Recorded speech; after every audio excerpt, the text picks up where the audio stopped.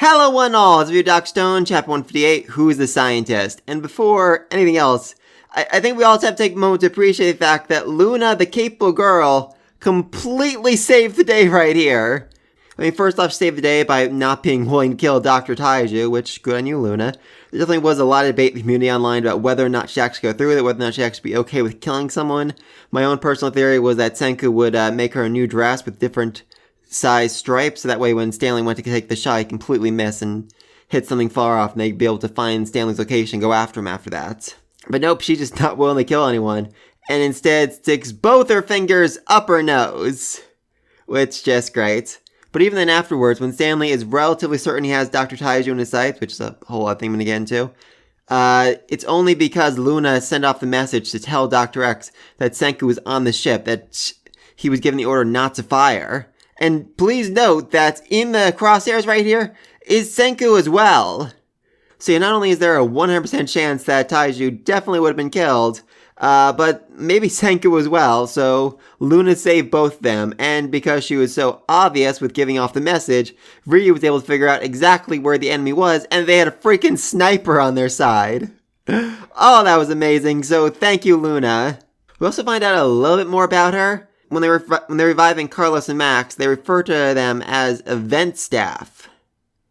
So Carlos and Max were the event staff. What does that make Luna? Were they working the event so that she could get in, so that she could have a free ticket? I mean, they said the thing was open to the public, so it doesn't seem to be the case.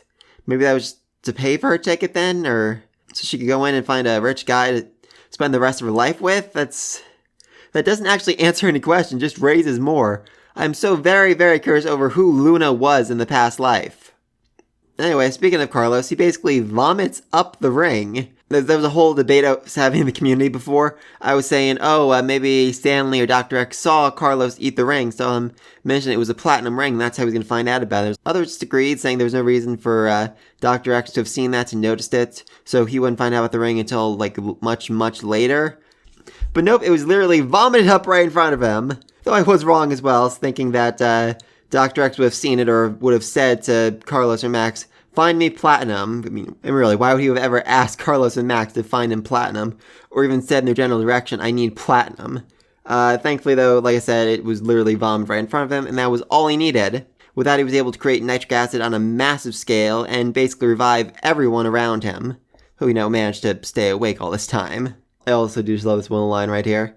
If the world MMA champion had somehow revived, this planet would be his for the taking. That's kind of what happened with Tsukasa. He was one of the champion boxers of the world. He woke up, and the world was his for the taking. If it hadn't been for, Senku stepping in, managing to basically invent dynamite, and, finding a way to revive his little sister, he would have conquered the entire planet with ease. But Dr. X found platinum, which meant he basically owns the entire world. I mean, Senku had to build a massive ship, go on a month-long expedition, and basically conquer all of Treasure Island, inventing drones and guns along the way, in order to get a tiny bit of platinum that his father had spent 40 years collecting. And Dr. X literally had it vomited in front of him, as well as an entire army of the best and brightest that the world has to offer. Yeah, no surprise that he has a much nicer, much fancier science kingdom. We then have the whole evil villain monologue. Yes, none can threaten us now. With my science and my childhood friend Stanley's proficiency with firearms, I shall lead the new world as its unquestioned ruler. I believe we can do it. Isn't that right, good old Stan? Yeah, we can. And what I really want to point out here is that Dr. X refers to Stanley as his childhood friend. See, that's interesting. It definitely explains the level of trust Dr. X has in Stanley. It's because they're childhood friends, and well, we all know the anime trope about childhood friends. I was saying that last chapter, Stanley's embrace of Dr. X as he was petrified felt a little loverly, and here at the title page is Dr. X's arms around Stanley. It definitely looks kind of like a lover's embrace, especially with Stanley's bright pink lips.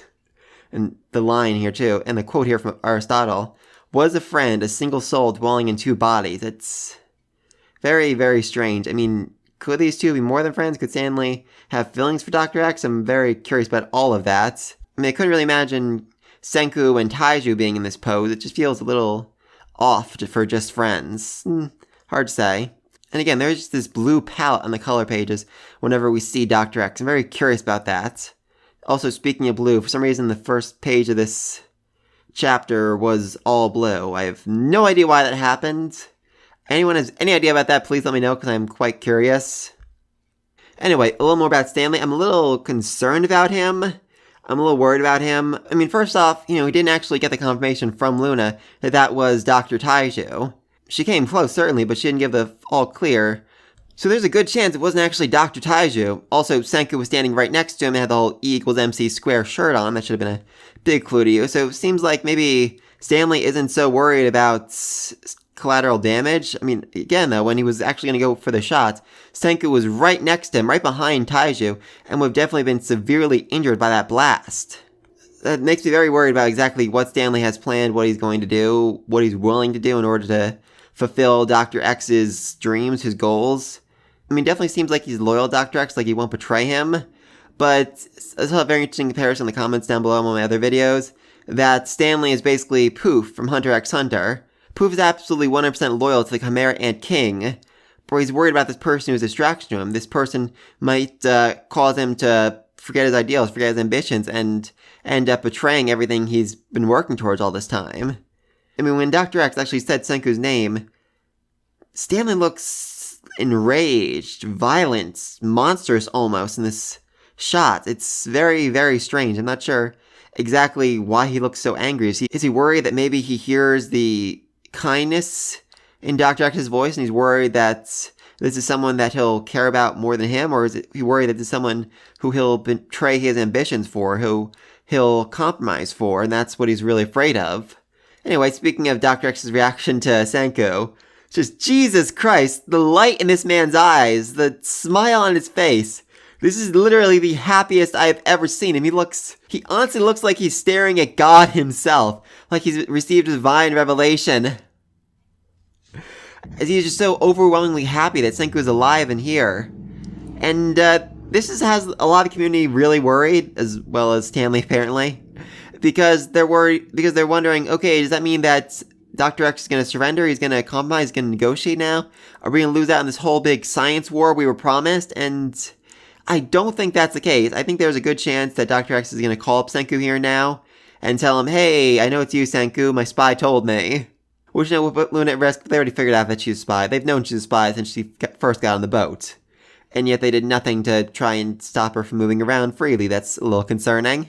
But I feel like the offer he's going to give Senku is, come work for me, come be my second in command. And Senku's be like, no, you come be my second in command. And they basically agree to a science battle, but one with a lot less violence, one with a lot less killing. I mean, Senku was never going to kill anyone, but Dr. X certainly was willing to. I mean, don't forget Dr. X's own words from the last chapter.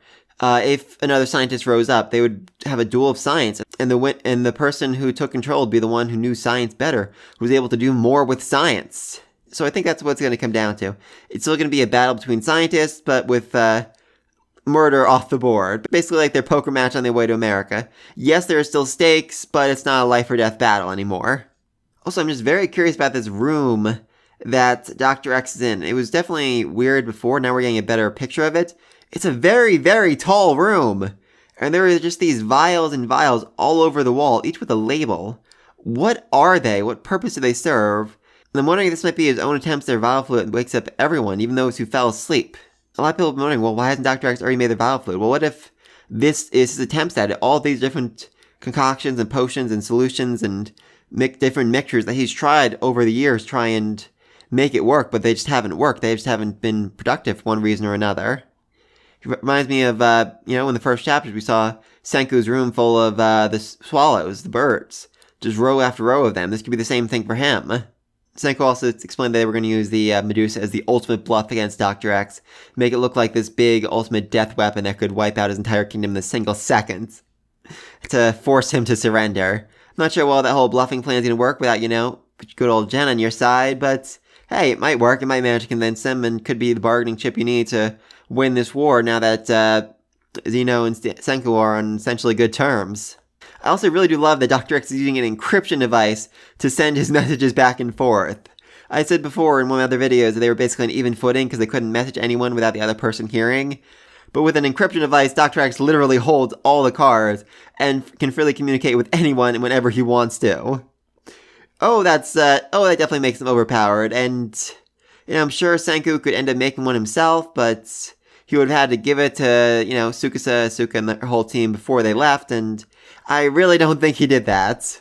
So yeah, that puts them at a big disadvantage. The only hope we have is that maybe they can work out their own encryption code to communicate with Tsukasa back and forth now, but we'll see about that. Anyway, yeah, that's the chapter. It ends with Ryu realizing their sniper and pinpointing their general location. I'm not really sure what to do in this situation. Do they just hide below deck? Do they take out the mobile science lab and try and race it towards that location, since it's mostly bulletproof, to try and capture the enemy? I mean, they don't have, Tsukasa on their side, so I'm not really sure what they do in a full-on fight between the two of them. They think they still have Kohaku, and they have Taiju, who's like the ultimate shield, so it wouldn't be an absolute blowout, but it'd be a little bit too close to fight for either side's comfort. Jen's whole identity of a spy is basically out of right now, so he's in a lot of trouble right now. I don't think Dr. X is going to, kill him or torture him or anything, now that he knows that, it's Senku and he wants to get Senku on his side, but he could be in a little bit of trouble right now. I mean, the one reason I thought, the one reason I thought that Senku wouldn't call up Dr. X and say, hey, it's me, Senku, is, well, two reasons.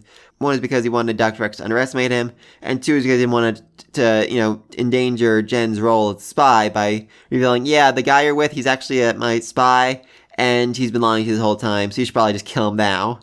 But now that Dr. X knows, is he going to call up Senku? Is he going to say, Senku, it's you. My boy, I knew you'd survive. I knew you'd make it here someday, somehow. I'm sorry for almost killing you.